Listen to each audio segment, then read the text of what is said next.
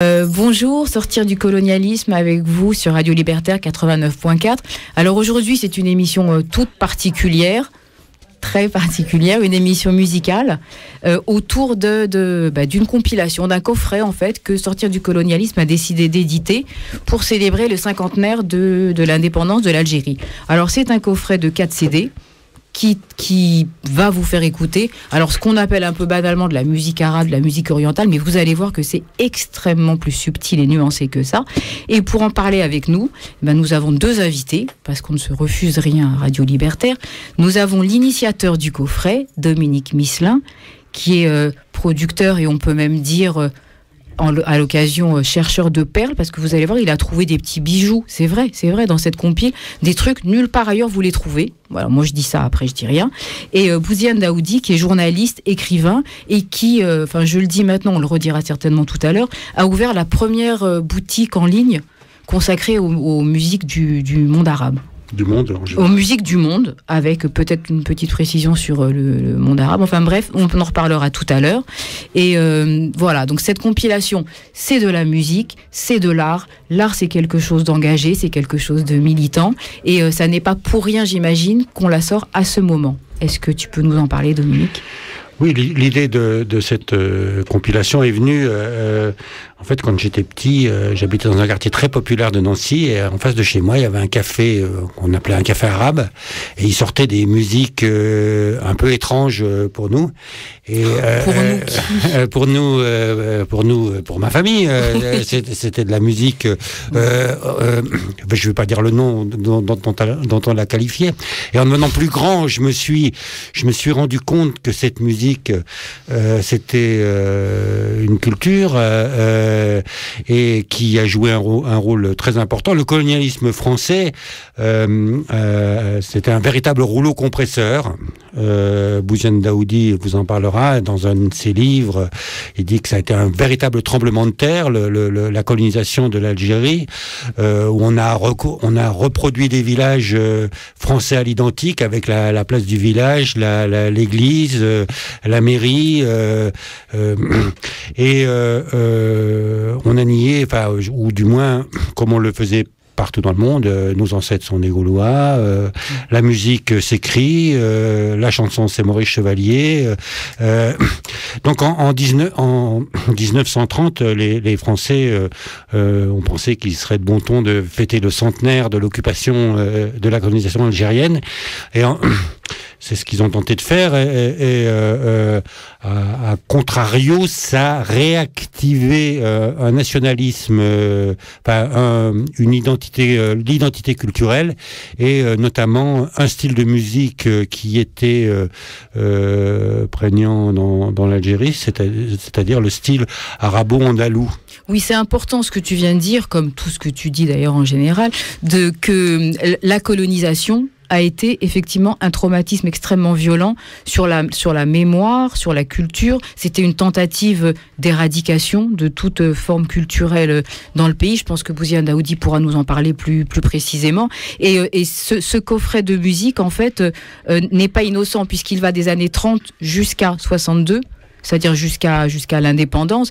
Et on voit à travers le choix des thèmes, des musiques, des artistes, que c'est vraiment, comme tu l'as dit, un moment de conscientisation avec la musique comme vecteur politique d'une pensée.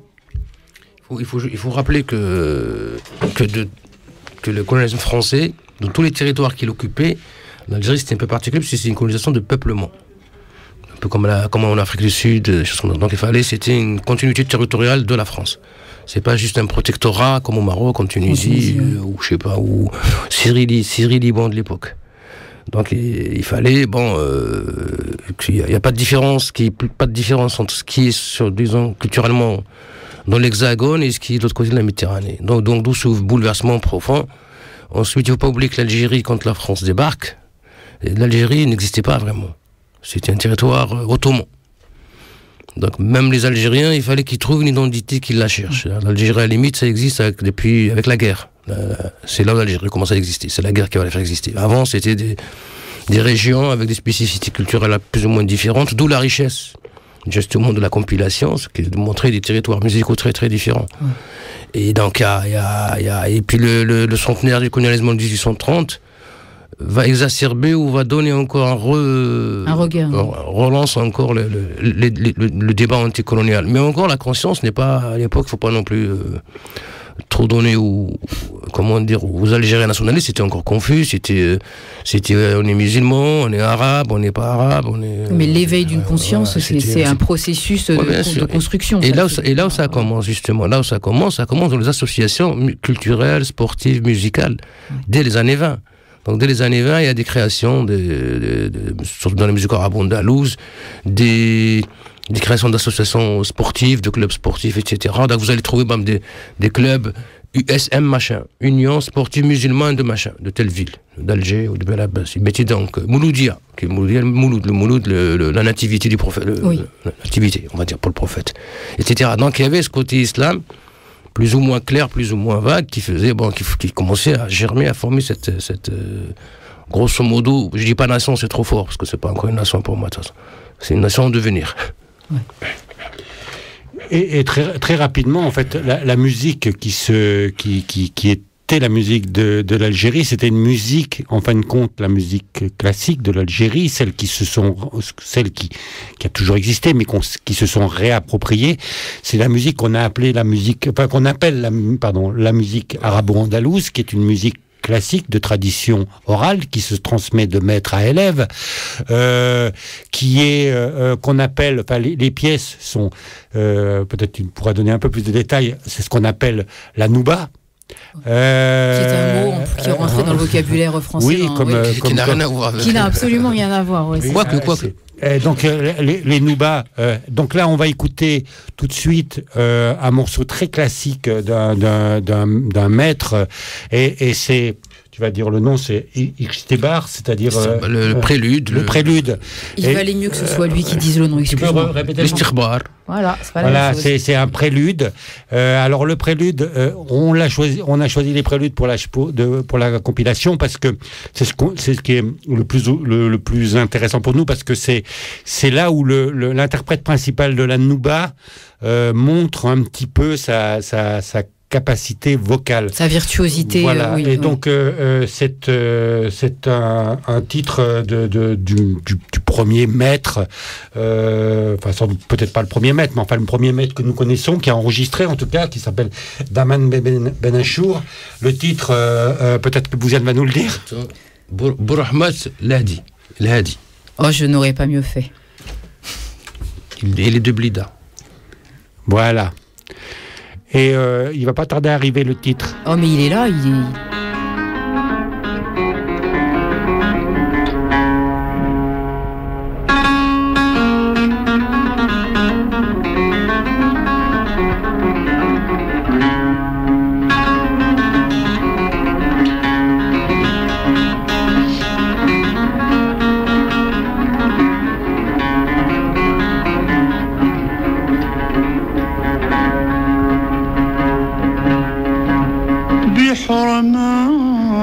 العهد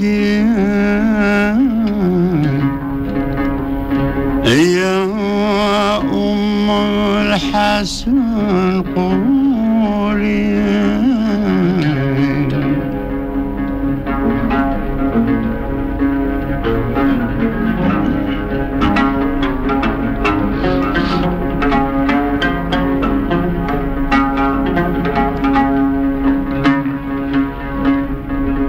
بحرمات العهد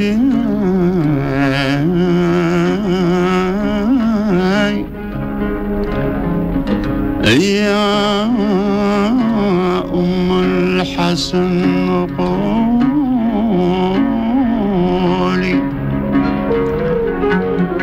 على مبسامك الراحة على مبسامك الراحة سقولي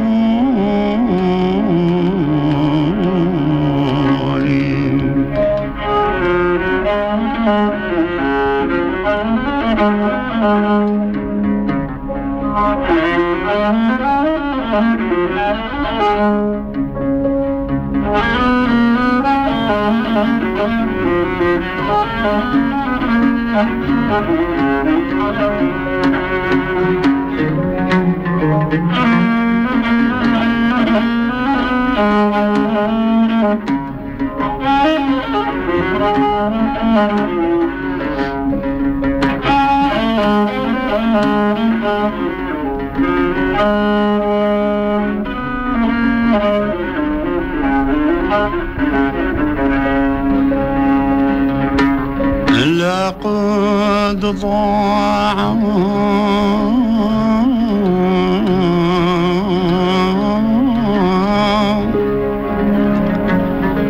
لقد ضاع نسكي ومن قولي ومعقولي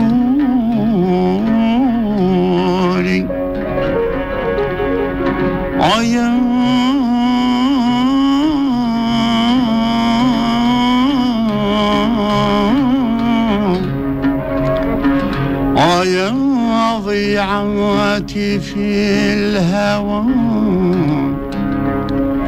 إن لم ترقوني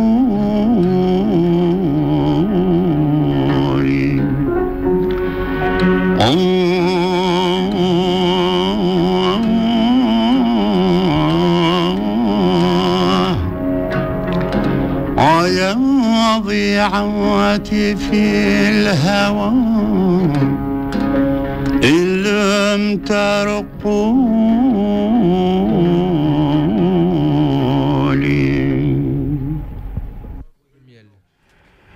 Voilà, vous avez vu un Ikhtibar, c'est-à-dire un prélude à la Nouba avec le maître qui fait. Je ne sais pas si vous avez été sensible, si à travers vos récepteurs radiophoniques vous avez pu entendre, mais on l'appelait comment, Diane? La musique andalouse. Non, la voix de miel. Ah, la voix de miel, oui, on l'appelait la voix de miel, d'Ahmad Ben Achour, parce qu'il avait une voix très, très pure, très... Et qui prend au ventre. Voilà, c'est le côté farouche des musiques. Maintenant, on va faire un peu technique, je suis désolé, ce qu'on appelle les musiques modales. C'est pour ça que ça gênait aussi les créations de type occidental qui étaient formées sur la musique harmonique et tout ça. Donc, il y a certaines notes qu'on a éliminées, et on a fait la gamme. Doré maintenant, vous l'avez tous fait à l'école, je pense, au moins, au lycée. On se rappelle, on se rappelle un peu, et tout le reste, c'est des notes sauvages. Oui. Je ne sais pas d'où elles viennent. Sauf que le problème, c'est que même en France, même dans les terroirs français, il y a la musique modale, que ce soit chez les Béarnais, les Occitans, les Bretons, les Corses. Et il y en a tout fait pour les nier aussi, même dans les cultures territoriales. C'est ça, en fait, c'est la musique, comme on peut dire, la musique traditionnelle, elle est construite de cette façon, oui, que ce soit. Oui, parce qu'on dit. Il y a une grande théorie comme quoi il y a une oreille humaine qui est propre à l'espèce humaine. C'est tout. C'est ce que disent les tenants de l'harmonie. C'est absolument faux parce qu'il y a une oreille culturelle. Très juste. Donc ça introduit la diversité. Bien sûr. La pluralité, si on dit une oreille culturelle. Parce que la même oreille n'entend pas la même chose. Un pygmée n'entend pas, on lui met Aznavour, il entendra autre chose. Et c'est vrai qu'on parle souvent, genre comment je me la pète, non, il nous arrive de parler de ce fameux quart de ton que seul cette oui, qu'il n'y a pas dans la musique Beethoven, rien du tout. On ne l'entend pas, nous, le quart de ton. Non, on l'entend pas. Parce que notre oreille n'est culturellement pas éduquée à l'entendre. Et même les gens qui grandissent ici, même s'ils sont d'origine du Maghreb, ils ne l'entendent plus. Non. Donc, on perd. C'est en ça qu'il a raison de dire. C'est une forme d'acculturation. Mais en même temps, c'est pas loin de la pensée unique. Exactement. Pour parler un peu plus directement politique. Oui. C'est dans la négation de la pluralité, de la différence, c'est-à-dire, et puis des histoires de civilisation, c'est-à-dire au nom de quoi une musique pygmée, polyphonie pygmée, qui est quand même très, très, d'après les spécialistes, moi je ne suis pas très spécialiste, qui est très millimétrée, très complexe scientifique, au nom de quoi serait inférieur à une autre musique ou à une musique classique européenne. Au nom de rien. Même eux, de manière sauvage, ceux qui savent, ceux qui travaillent là-dessus, ils trouvent que c'est un truc d'une rigueur, etc. La polyphonie, pygmée. Oui. Donc cette musique, il faut quand même expliquer que cette musique, elle est pas arrivée, c'est pas de la musique arabe.